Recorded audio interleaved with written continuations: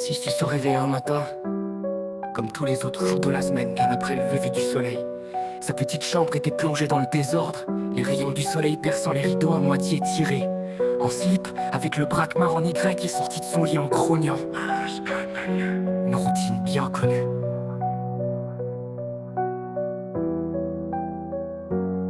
Mais ce jour-là, quelque chose en lui avait changé. Frustré et désespéré, il se mit à crier à plein poumon dans son appartement en désordre. J'en ai marre de rien faire de ma vie. À peine avait-il terminé sa phrase que l'air dans la pièce se mit à vibrer. Une lumière aveuglante envahit la chambre et devant lui apparut une gourde molle et visqueuse. Elle criait. Elle flottait doucement dans les airs. Sisus bouche bée recula d'un pas. La gourde résonna d'une voix puissante et légendaire. Je suis la gourde magique, capable de réaliser tes vœux les plus chers. Tu m'as invoqué avec ton cri de désespoir.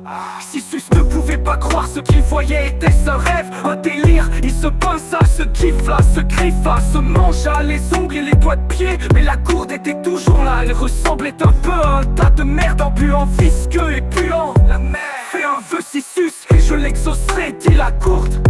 Avec un sourire en coin et un air crado, il dit à la gourde magique: je veux que toutes les plantes de mon jardin chantent des chansons des années 80. Ça serait cool, non?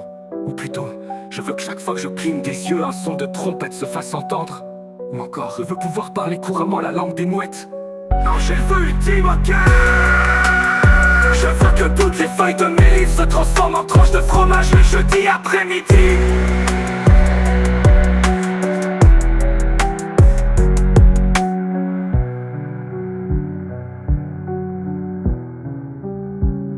La gourde visqueuse secoua légèrement dans les airs, émettant un bruit qui voulait dire: c'est quoi ce gros gueulement presque imperceptible? Tu es vraiment insensé, dit-il. Et puisque tu sembles incapable de faire des choix raisonnables, voici ce que je vais faire. Je vais te rendre immortel. Et chaque fois que tu iras aux toilettes, des milliers de pièces de 2 € apparaîtront autour de toi. Sisus, toujours en slip, resta bouche bée devant cette proposition étrange d'un air stupide.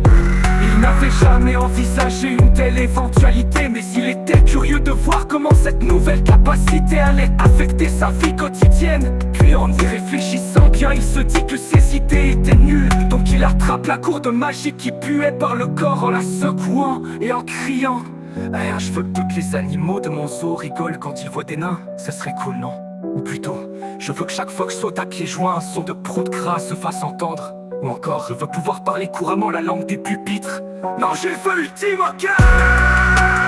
Je veux que toutes les chaînes de ma télé se transforment en images de mouches bizarres le mardi après-midi.